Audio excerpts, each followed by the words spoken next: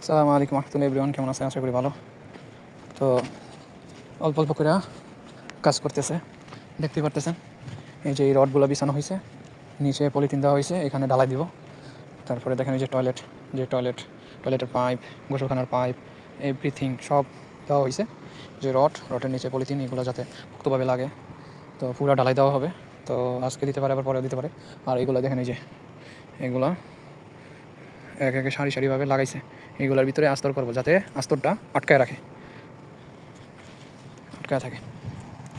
কাজ চলতেছে, ডেকোরের কাজ, আস্তরের কাজ, ঢালাইয়ের কাজ, রডের কাজ, এই যে আস্তরের বালু। তো এইগুলো রেখে দিছে সিমেন্টগুলো, অনেক সিমেন্ট বৃষ্টিতে ভিজছে। তো এখানে যে কীভাবে আস্তর করছে, এগুলা এইভাবে ভিতরে আস্তর করছে, ওই যে আস্তর করছে, বাইরে আস্তর করছে, পানিগুলো শেষ করে ফেলাইছে ওরা আস্তর টাস্তর কইরা। তো দেখতে পারতেছেন, এই যে আস্তরের আগে ওরা সুন্দর করে জালিগুলো মারার পরে তারপরে লগিয়া এই সিমেন্টগুলো একদম মারার পরে আবার মারে। এরকম করে 2-3 বার মারে, 3 বার সম্ভবত। প্রথমবার মারে, দ্বিতীয়বার মারে, তৃতীয়বার মারার পরে আবার এটা ক্লিন করে আর কি, সমান করে।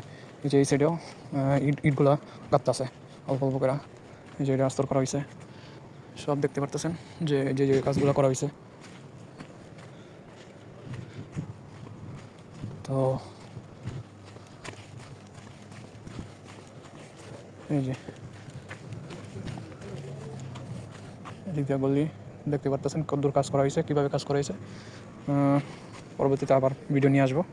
এই পর্যন্ত ভালো থাকবেন, সুস্থ থাকবেন। আসসালামু আলাইকুম।